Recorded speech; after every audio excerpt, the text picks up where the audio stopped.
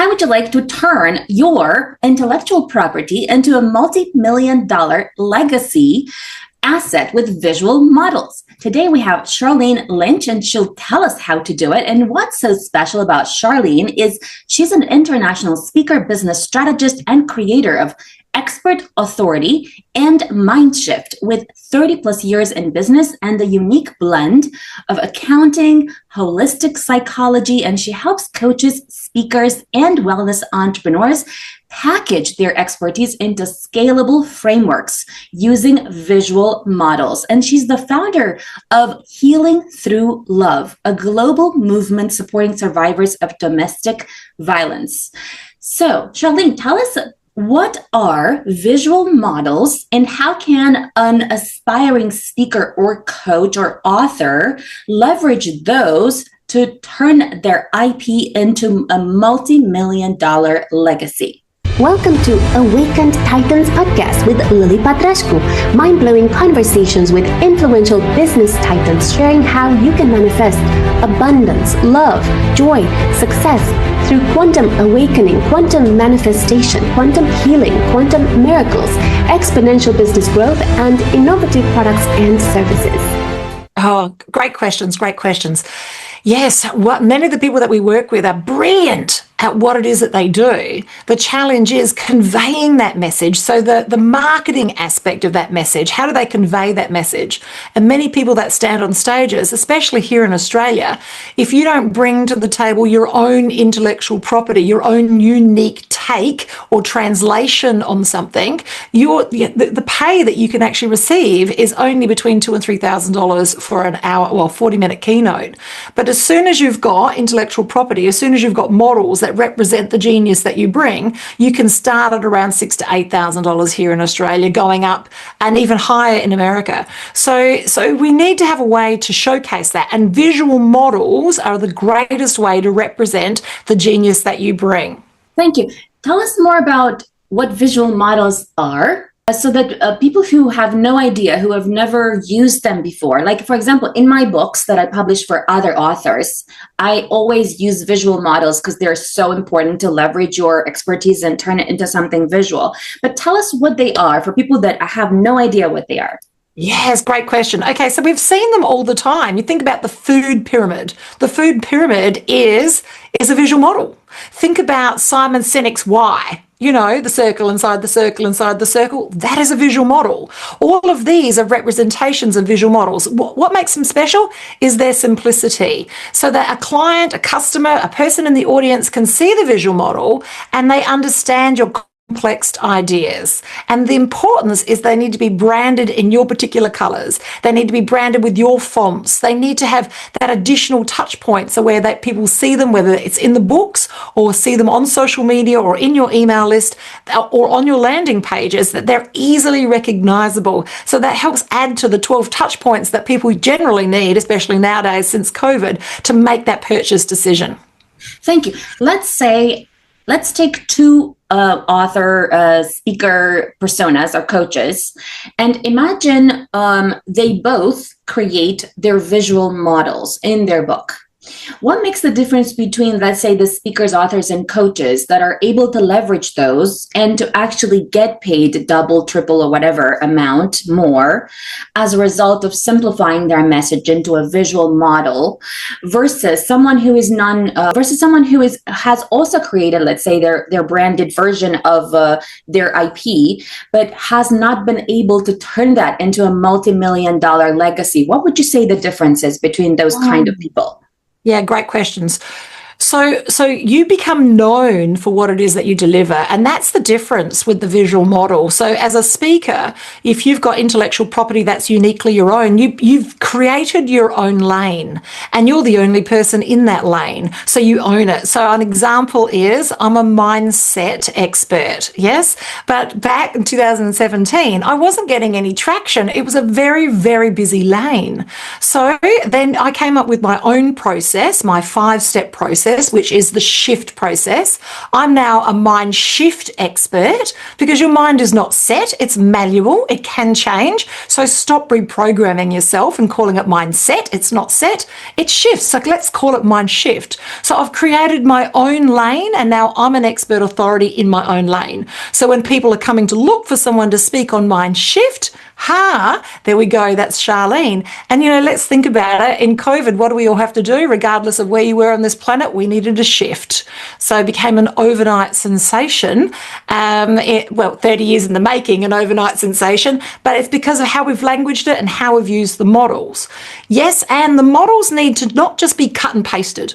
They can't be something that you find on Canva or something that you ask someone on Guru or Fiverr to create. They need to be branded to what it is that you are. So what's the essence of you that brings another layer? So for me, I speak frequency, and I know you do too, Lily. We speak frequency.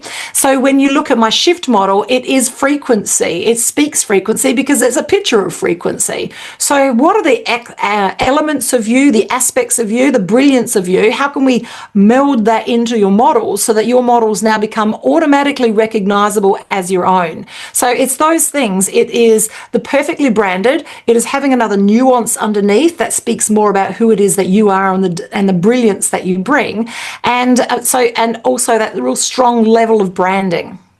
Thank you. What would you say needs to happen on an energetic level so that you feel fully aligned with that message? Imagine two people who are both creating visual models, and on paper the wording sounds really great.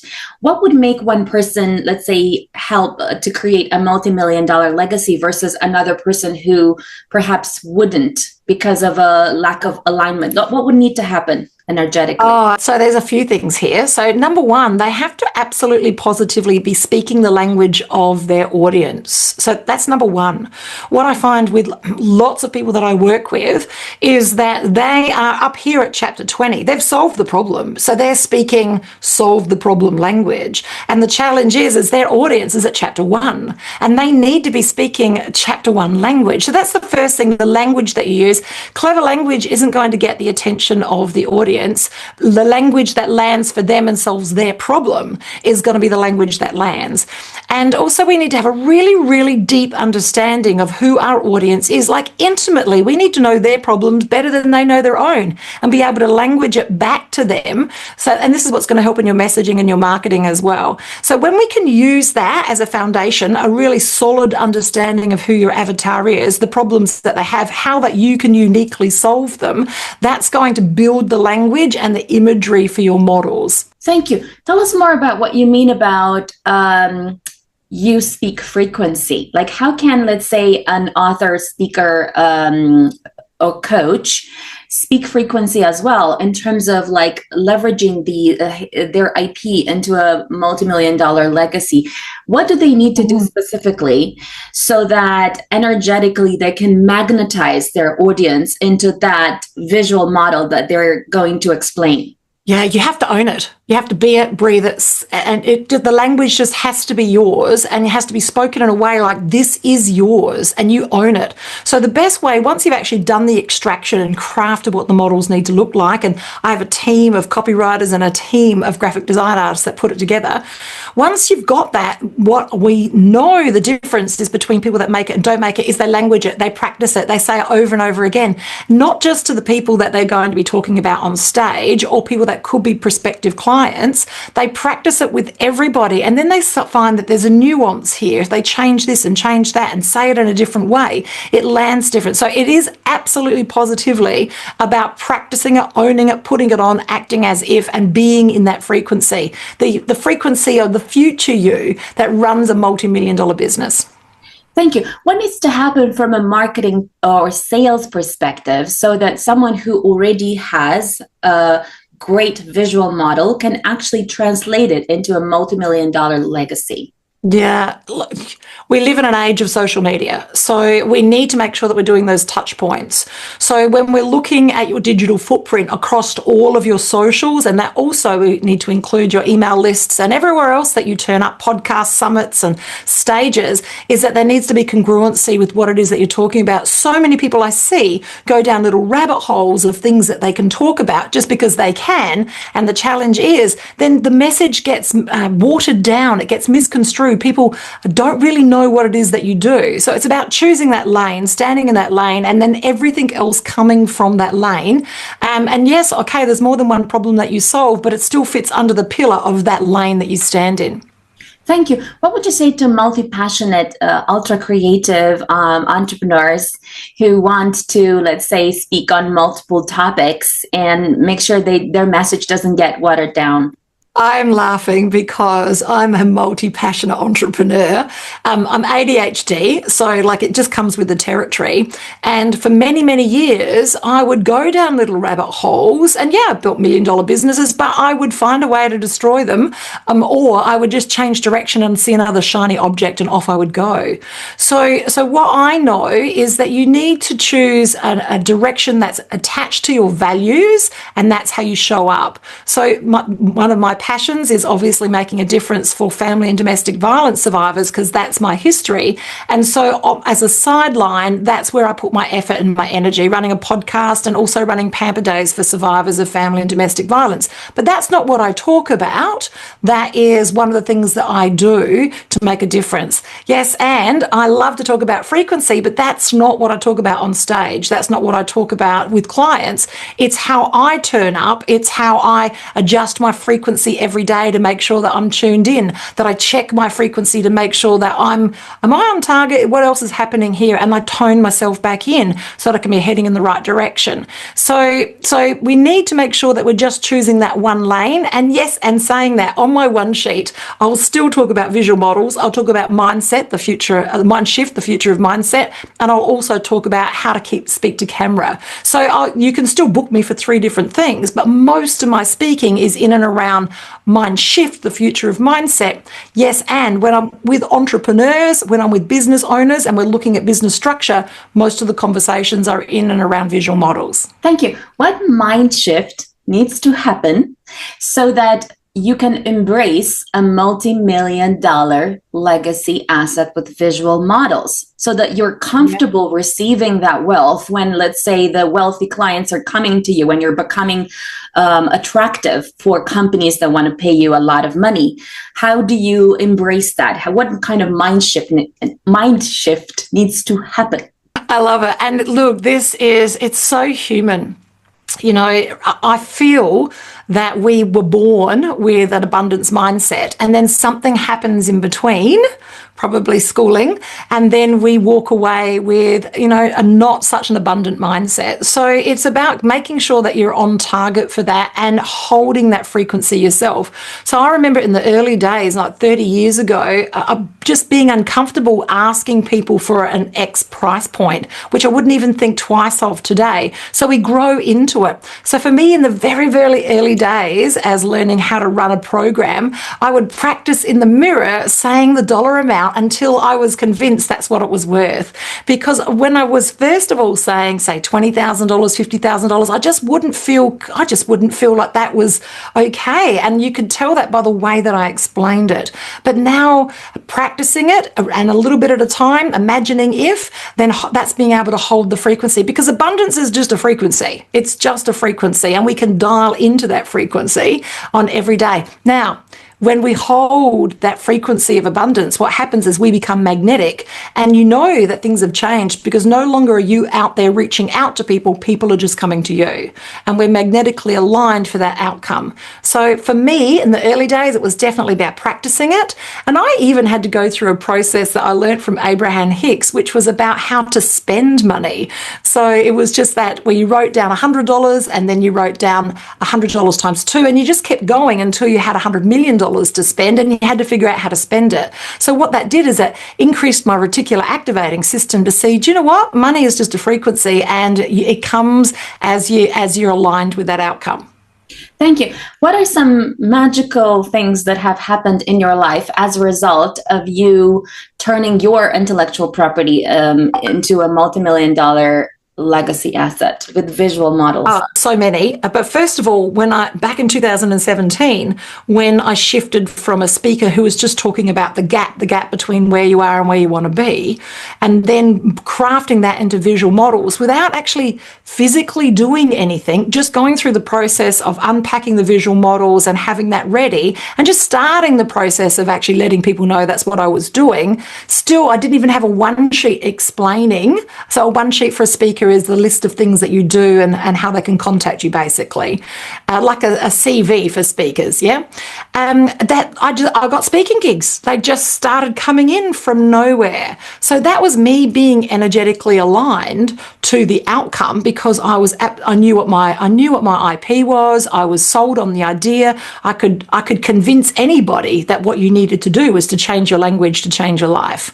And like for me back in 2017, that was magical because it came from nowhere. And today it still happens on any given day, that when I'm in alignment to the outcome that I'm looking for, the magic just happens. Thank you. How does someone become inspired as to turn their intellectual property into a multi-million dollar legacy asset with visual models?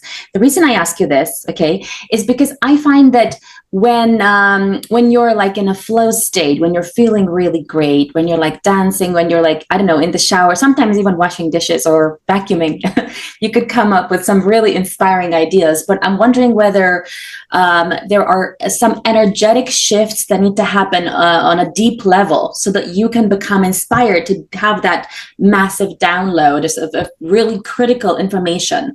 Because I find, for example, especially for creative people, like I could come up with 1,000 ideas today, and 1,000 ideas tomorrow. So like, how do you choose like the one that is the winning one? I love it. We could just talk on this subject for about an hour, just saying. So first of all, what happens with our human body is that when we're in places like the shower, our brain goes into theta brainwave. So it's about being in that receiving mode so that you can bypass the subconscious, bypass the conscious, get to the subconscious and connect to really the genius that is source. Yeah. So I suggest to people to keep waterproof paper and a pen in the shower. And you can get that from your dive shop, just saying. Yeah. So look, inspiration's going to, I know, right? Inspiration's going to come from all sorts of places when we're in the right frequency. So it's getting yourself into frequency. And by the way, Lily, I'm a belly dancer. I know I'm almost 60 and I'm still belly dancing. I absolutely love it. Funny story is that we now dance in aged care facilities. That way we're still younger than them. Anyway, another story, won't go there. So look, what we need to do is find ways to get ourselves into theta brainwave. So during my intensives where I've got small groups of people and we're unpacking intellectual property, or during my VIP sessions where I'm working one-on-one with people, how I get you into theta brainwave, I hold the frequency myself, but I ask you questions. Now, humans are designed to answer questions. You think about it. Lily, you've got kids, yes? No. No, you don't. Okay, but you know children, don't yes. you? Yes. So you know children. Okay, so what we know about children is that they ask a lot of questions. Mm-hmm. And the reason why is because they're learning how to exist on this planet. It's a tough gig, this planet, and they've got to ask lots of questions to learn the rules. We humans, adults, we're designed to answer the questions. So it's in our DNA, it's how we're structured. So during the sessions, I've also got a background in holistic psychology. I know the questions to ask to help you get into that state so that we can get you into flow. And then once you're in flow, it's my job just to capture everything that you're saying so then we can actually put that where it needs to go. It's basically like an unpacking. Think of 1,000 post-it notes, Lily. We pull it all out and then we put it back together again. It is, every client that's gone through this process says, I don't even know where that came from. And when they look at the end result, they go, I know that it's mine, but where did this come from? It came from inside of them. It came from inside of them. So I know this, and it's my catch cry, is that you've got this. You were designed with the answers inside of you. My job is just to get them out.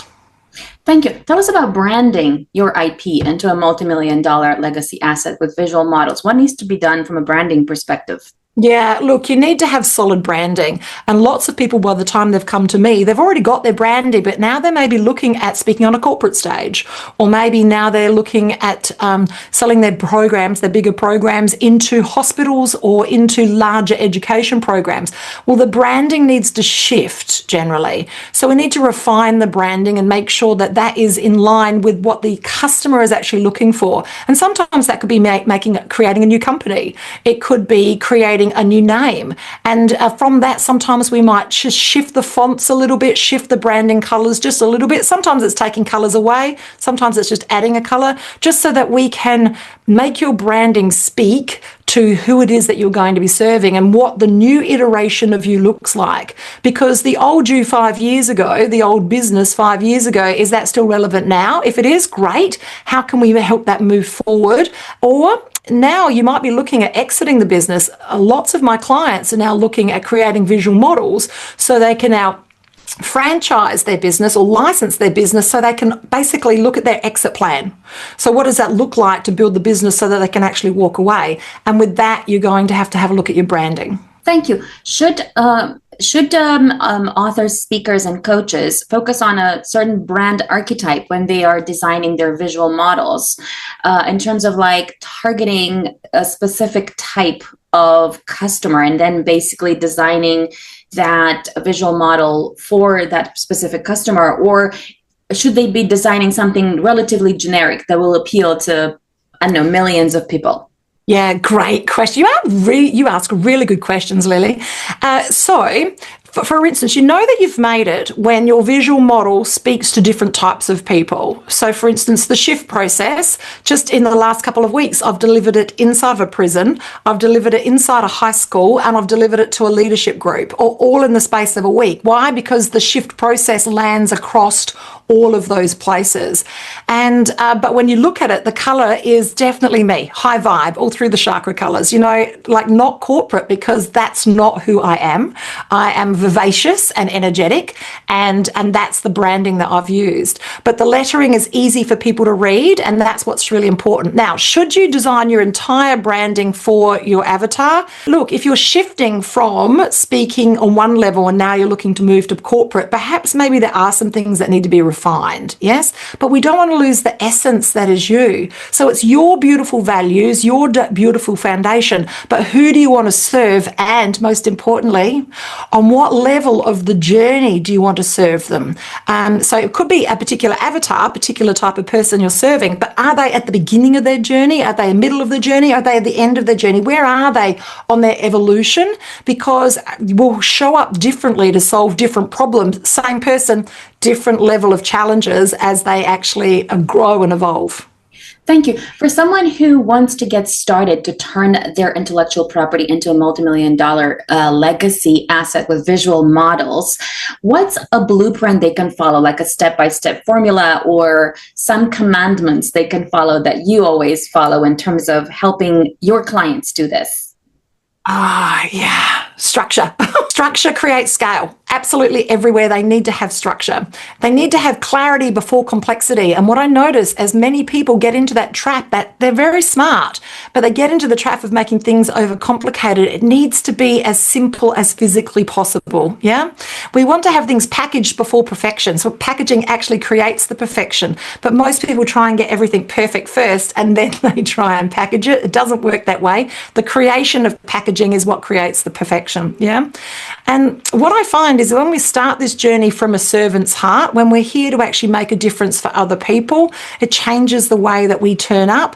And when we're starting from that, we become more magnetically as well. And on every level, Mindshift is going to create mastery. So we need to make sure that you're really checking in with your mindset when things are happening, they're not going right. Could be tech issues, could be staffing issues. Look, the list is absolutely huge when you run businesses, but check in with yourself. Is this your issue? Is it someone else's issue? Do you need a checkup from the neck up? Do you need to do some mind shift work? Thank you. Tell us where entrepreneurs can connect with you. Yes. So Sharlene Lynch, and probably the safest place is to contact me on Linktree because all of the links change on a weekly basis, and obviously on my website as well. But I do run a masterclass on a monthly basis. It runs for 90 minutes, and we have all levels of experts in that room. And for 90 minutes, we go through and unpack what intellectual property could look like for you. What would models look like for you? How to build the 4 models that you need to build this $1 million framework. What do they look like? Examples. And what some basic rules about what things need to look like and what things should not look like. And we help build that out in the space of 90 minutes. Thank you. One last thing. I worked with a client, for his book, and we were creating his visual models. And after he downloaded all of the knowledge from his head, it turned out the book looked a little bit like an instruction manual. And we worked together, and finally we turned it into something absolutely so mind-blowing, like really beautiful. What would you say is important in terms of the phrasing, the words that are being used, the words or the acronym that is being created through for the visual models? Is it important for the visual models to have a really exciting, very attractive title as opposed to like a plain one? Oh, they're great questions. So the acronym comes into its own when we're talking about a process. So we need to build 4 visual models to create a $1 million framework. But the one where the acronym can really come into its own is in the process, because then you can refer to it like I have with Mindshift. Yes. Like my align process, which is for internal alignment and external communication. That's the unpacking of the visual models. So when you can use language that you use all the time, regularly, when you're discussing, when you're on stage, when you're talking, when you're pitching, if you can use an acronym in your process, you can build that into your delivery. It's easier for a book, but it's also easier when we're speaking as well. So it wants to be language that you feel comfortable to use all the time, something that's quick and easy. It wants to have more than 4 letters, and 5 letters is probably like the place to land. 7 letters is too much, and it needs to be part of your vernacular. And it doesn't want to be something you've got to explain. If you have to explain what the words mean, it actually loses the whole acronym. Yeah. So one of our clients was space will feed your future, and she was talking about mushrooms in space.